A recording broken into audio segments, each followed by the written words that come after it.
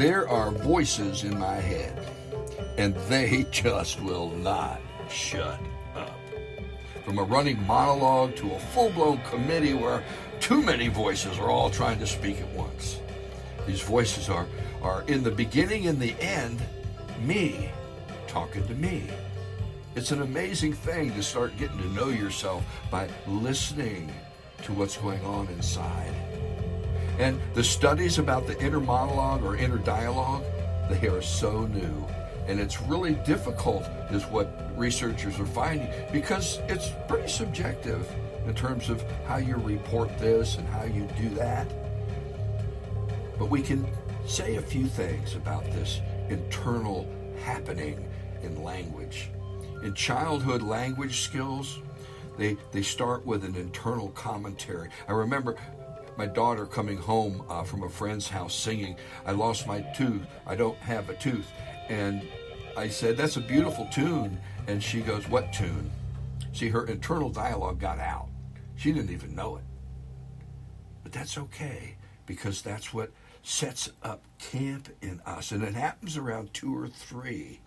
And that's where we start seeing imaginary friends. We see our kids having conversations with their toys. You know, for me, I had a teddy bear, Bambi, and man, we had great conversations. I still remember some of those. Wonder what happened to Bambi. Anyway, we know that in adulthood, for instance, inner talk can help support cognitive processes.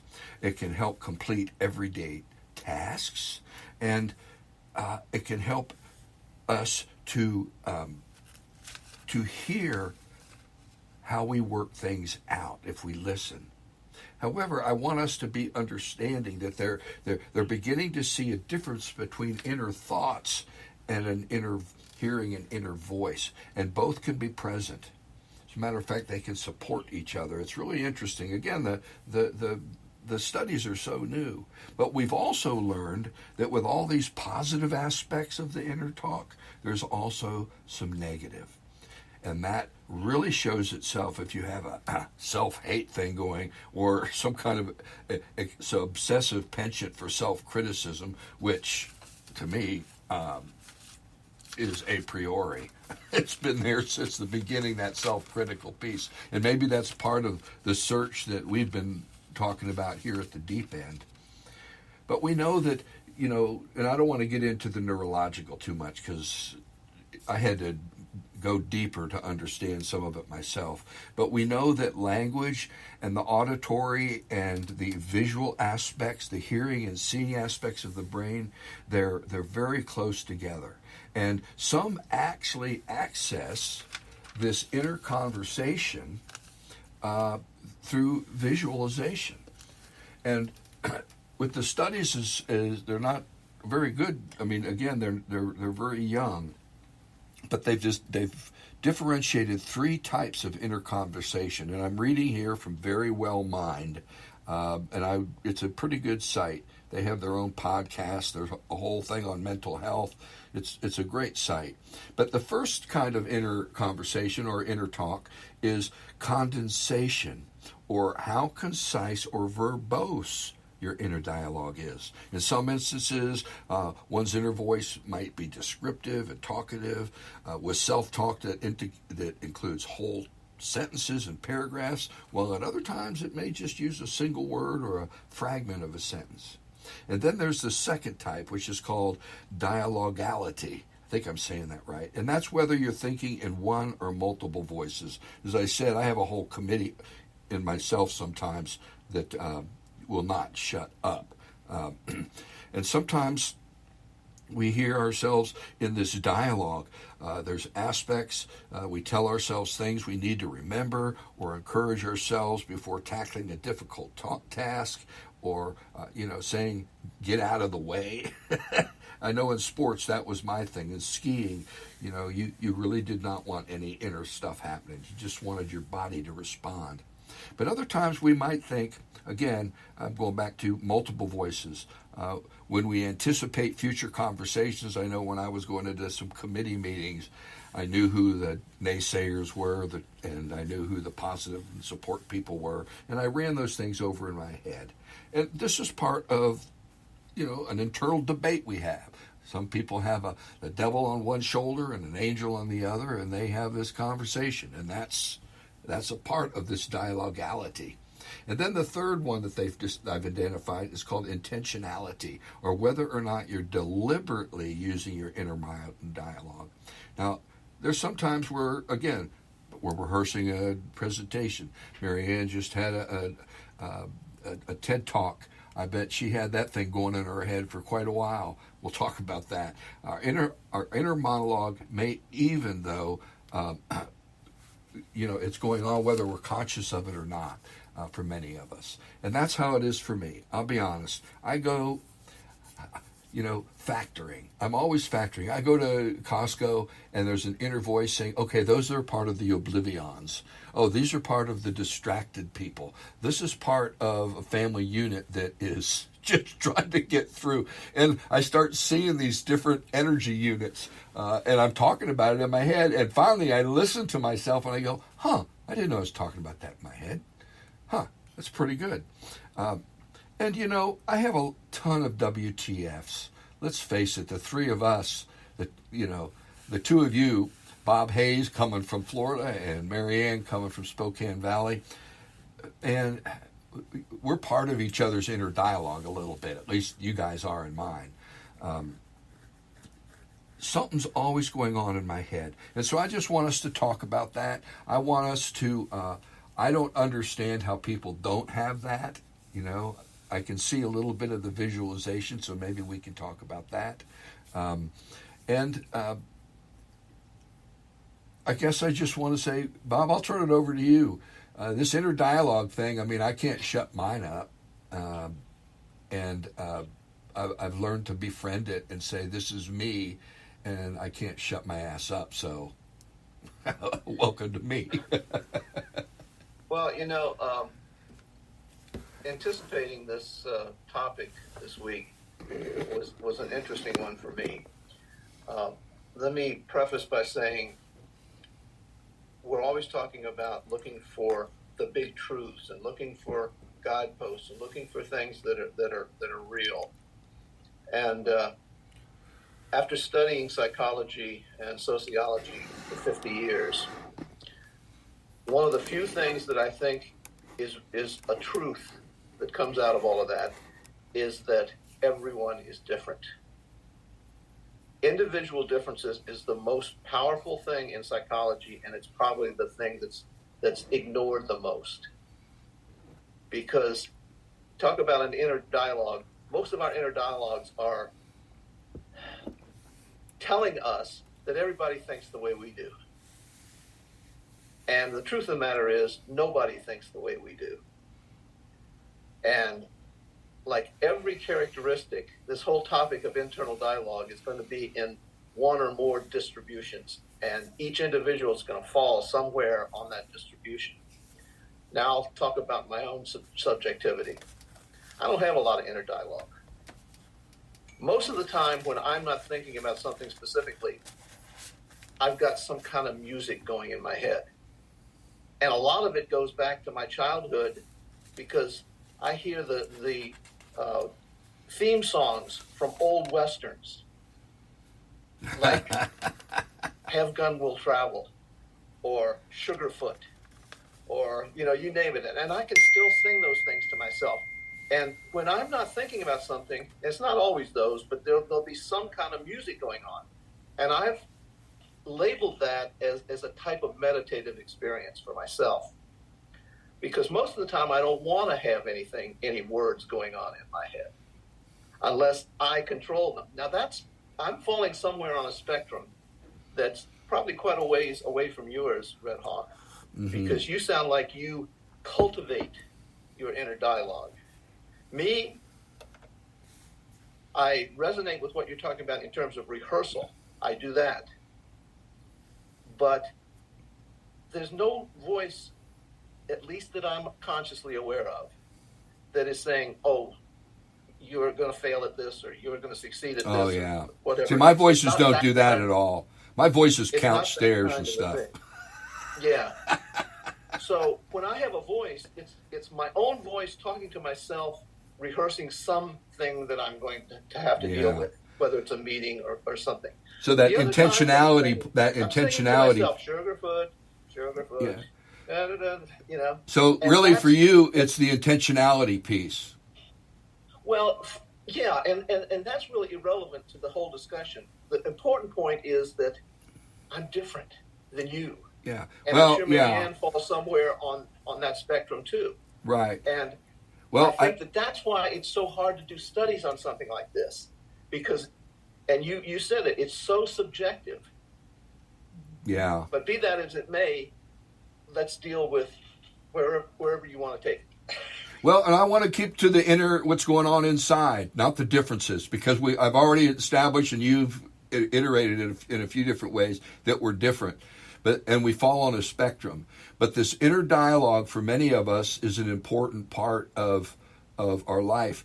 And I'll just say before I turn it over to Marianne that the music, that's going on in my head all the time, but it's not other people's music, it's my own. It's like, what would happen if I wanted to modulate from that key to that key? What would be the modulating? You know what I mean? That's what goes on. And then I play it in my head.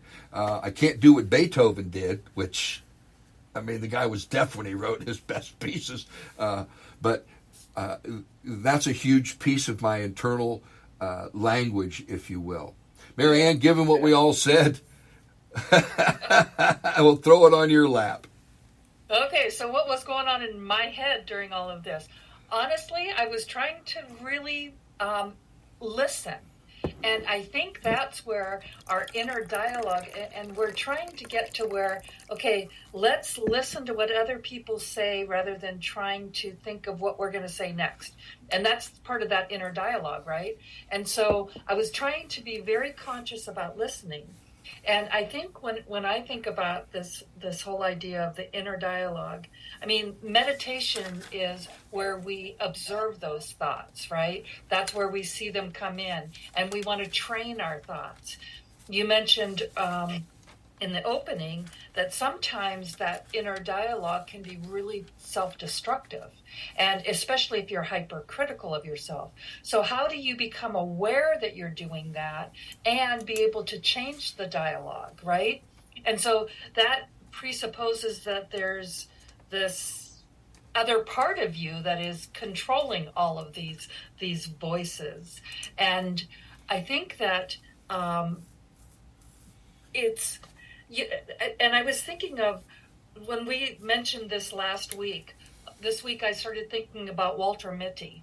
And so if anyone's read the book, The Life of Walter Mitty, and it's all about, and I think there was a movie with Leonardo DiCaprio, and it's all about these inner stories that these fantasies that he goes through, and he lives in this whole world inside of his head that it never comes out. And so there's that whole piece of it. How much of our imagination is part of this inner dialogue? And when I think of it in terms of writing, so in fiction, when you write a book, there's a whole genre, there's a whole section on how do you write that inner dialogue? And it exposes the character. And I think that's why books are so much richer than movies. Well, you just gave me insight to stream of consciousness. Didn't mean to interrupt, but. Oh, that's okay, yeah. But, right, it's like that inner dialogue exposes a richness and a depth that you don't see just coming out from the actions.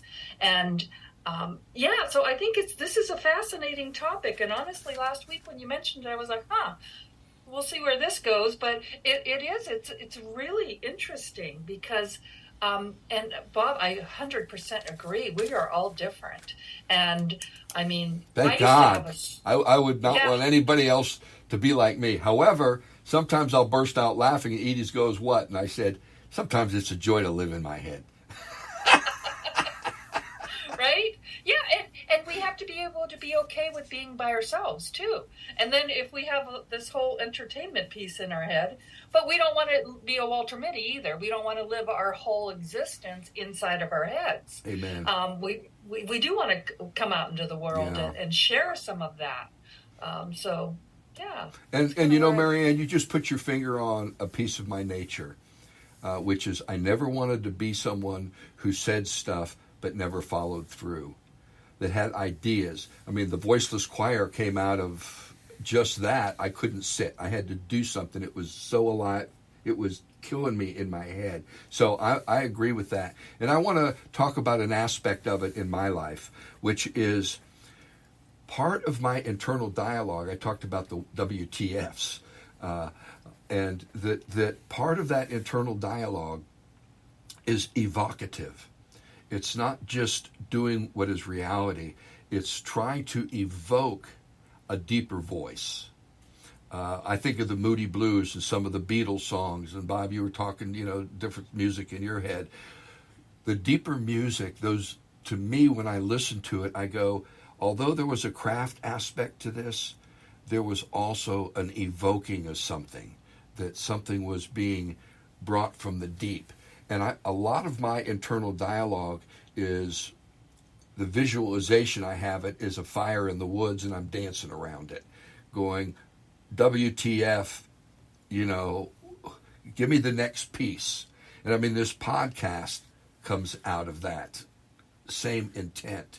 So I want to say that there can be a deeper intent. And Bob, I think you talked about it a little bit, the intentionality aspect, where we use that inner voice in a way that facilitates what we're trying to do and what we're trying to be. Because I'm always looking for a new way of being, a new way of seeing, a new song, a different way of seeing this and being inside this life. And part of this podcast is the machinations of those WTFs coming out loud. Yeah, the only thing that I was questioning was the verbal aspect of it being the most important or the most prevalent, and I'm not sure that's the case in my own mind. As an example, I've written a couple of books over the years, and when I would start a book or have the idea to write a book, that whole book would unfold in my mind. Not at the level of detail it has to be to put it on paper, but the essence of it. I knew how it was going to end before I started the first word. And that is something that I think we need to tap into. And the question becomes, how do we, again, I'll go back to ourselves as individuals, and this is where Jung was so powerful in his idea of individuation. How do we tap into our own way and use that to guide us? And yeah, there's a lot of things that we can generalize. We want to avoid negative thoughts and so forth. But how do we find what is the best way to move from the inner world to the outer world and back and forth? And you're back to a piece, and Marianne, I'll give it to you in a sec, of discernment. As you were talking, I was thinking my inner voices are the most prevalent, but not the most relevant. And that's the piece of, okay, why does the number of stairs matter? Well, it turns out when I pull the thread, I'm relating it to the octave on the keyboard, and you know what I mean? And I follow the associations, and I go, oh, okay, well, instead of counting, why don't I just think about the musical piece? You know what I mean? So it's that sorting piece to me, discernment is huge in the process, inner process. Yeah, and I don't think Jung ever came at it fully when he talked about complexes. He was hung up on the big ones, the mother and the hero and all of this kind of stuff. But that in itself is your own type of complex, just as mine seeing a pattern in a book or that's definitely a way of looking. Yeah, is that complex that because of DNA and experiences and reinforcement and so forth has made that the most prevalent way of sorting things. Yeah, and to be honest, I've had conversations with my complexes. I mean, that's part of a Gestalt piece that I got to participate in, which is amazing. Marianne, we kind of went off there. Oh no, that's this has been great. I love listening to this, and what I was going to say probably isn't even relevant to the pathway that we've taken. But what I was thinking of was when you were talking about music and how you have these songs in your head, and I do that too. I mean, I've always got everything reminds me of a song, but it's like everything that. I think with the lyrics in these songs, it becomes a deeper conversation within each one of us. We can both be hearing the same song, but have a completely different experience of it, because it's going to take us into a place. You know, I heard this morning, I heard the song Best of My Love. And, you know, I'm thinking, okay, so I've had that song kind of stuck in my head for most of the morning, Best of My Love. And it's taken me to this whole place of writing an essay about it, right? And going on further with it. So I think, I don't know, the dialogues that we have with ourselves, I think, reveal who we are, and if we're paying attention to them, rather than. And every time we go out, I mean, you're driving down the street and you're having, the light's going to turn. Oh, this is going to happen. I mean, you're constantly having these things that are happening in your mind. So we have to just pay attention to them and not let them go have a life of their own, right? Because if they get a life of their own, they can take us to some really, really strange places and negative. And now what we're talking about is what I would call associational threads. And this is how we learn to steer that inner conversation, because it can do harm. It could tear us down. There's nobody who can tear me down better than me, because I know who I really am, and it stinks. Or you could tear someone else down. Well, I could, but I know that inner voice to me is worse on me. Now, I will say this: there's an indicting voice that I have and I've identified, and to me, identifying the voices, you know, when I see someone do something that is just awful or uncool, in my head I indict them. And then I have to say, oh, there's my indicting voice. I wonder what their backstory is. You know what I mean? And that creates a whole other dialogical universe, if you will. But I want us to see that we can pull on these threads. Now, I'll be honest, as I get older and I have to worry less and less about putting myself in the world and doing all that stuff, I can spend more time on pulling those threads. And mostly they all go back to my family of origin crap, where I learned my inner dialogue, where I had to use it to defend myself and cut pieces of me off. And this is where the shadow piece comes from, and where we have to even own that. And I'll be honest, my inner voices, I really look for the inner voices that are sharing my shadow stuff. It's really interesting when you get a hold of one of those. And sometimes, many times, the voices that are putting you down are parts of the shadow voices that if you pull on those threads, you'll find some place, probably in your family of origin, where someone did that to you and planted, and it set up camp in you. These internal voices, and this is what I want our listeners to get to some degree, they're saying who you are. It's you talking to you, and you can get great insight, no matter where on the spectrum you are of all the differences. It's a way of, and I'm always looking for little flits from my unconscious, like, where did that come from? I wonder what the hell that meant. And I think those are important aspects of using the inner voice and voices, and not, as you, Marianne, were implying, letting them use you. Which I've had, there's a time in my life where they ran my life. I didn't run them. Thank God for meditation and psychedelics. That's all I have to say. Well, and sometimes you don't even realize that those voices are going on, and you're just unaware of it, and you're right. But I think something that's really important is when you talk about this whole team, Gary Zukav wrote a book years ago about, and he likened it to a football team. You've got all of these different characters, and it's like, okay, who's going to come out on the field today? Who's going to come out and play?